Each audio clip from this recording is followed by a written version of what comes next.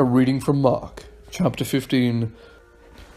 As soon as it was morning, the chief priests held a consultation with the elders and scribes and the whole council. They bound Jesus, led him away, and handed him over to Pilate. Pilate asked him, "Are you the king of the Jews?" He answered him, "You say so." Then the chief priests accused him of many things. Pilate asked him again, "Have you no answer? See how many charges they bring against you." But Jesus made no further reply, so that Pilate was amazed.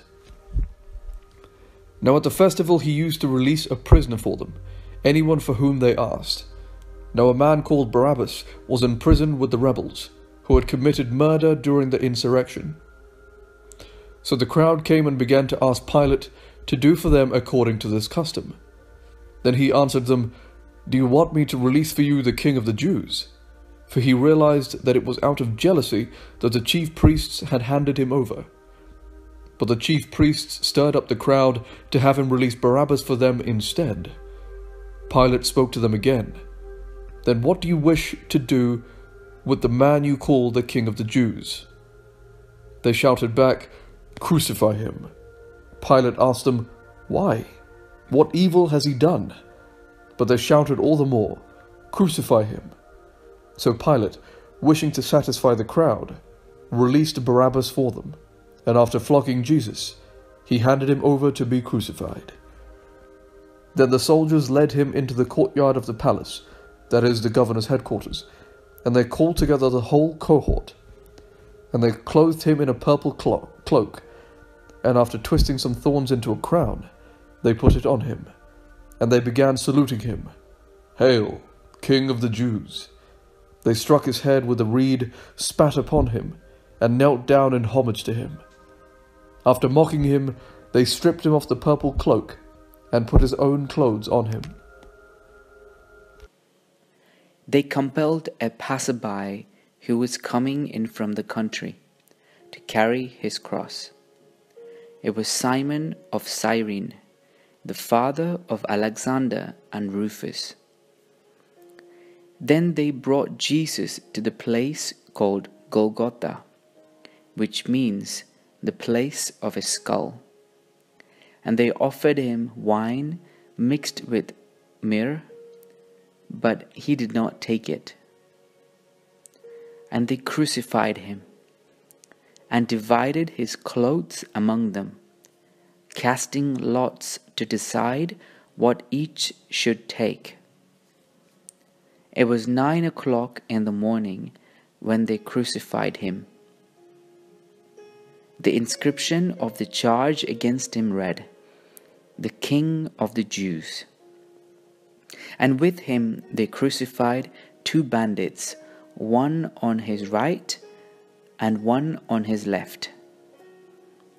Those who passed by derided him, shaking their heads and saying, "Aha! You who would destroy the temple and build it in 3 days, save yourself and come down from the cross." In the same way, the chief priests, along with the scribes, were also mocking him among themselves and saying, "He saved others, he cannot save himself. Let the Messiah, the King of Israel, come down from the cross now, so that we may see and believe." Those who were crucified with him also taunted him. When it was noon, darkness came over the whole land until 3 in the afternoon.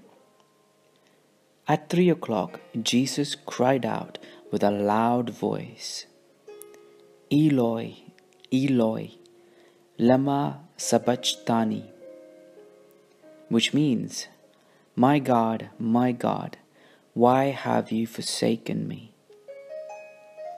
When some of the bystanders heard it, they said, "Listen, he's calling for Elijah."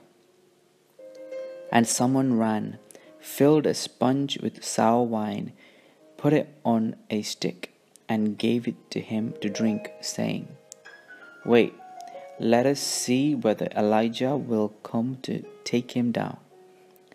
Then Jesus gave a loud cry and breathed his last. And the curtain of the temple was torn in two, from top to bottom. Now when the centurion who stood facing him saw that in this way he breathed his last, he said, "Truly this man was God's son." There were also women looking on from a distance. Among them were Mary Magdalene, and Mary the mother of James the younger, and of Joses and Salome. These used to follow him and provided for him when he was in Galilee. And there were many other women who had come up with him to Jerusalem. When evening had come, and since it was the day of preparation, that is, the day before the Sabbath, Joseph of Arimathea, a respected member of the council, who was also himself waiting expectantly for the kingdom of God, went boldly to Pilate and asked for the body of Jesus. Then Pilate wondered if he were already dead, and summoning the centurion, he asked him whether he had been dead for some time. When he learned from the centurion that he was dead, he granted the body to Joseph. Then Joseph bought a linen cloth, and taking down the body, wrapped it in linen cloth, and laid it in a tomb that had been hewn out of the rock. He then rolled a stone against the door of the tomb. Mary Magdalene and Mary the mother of Joses saw where the body was laid.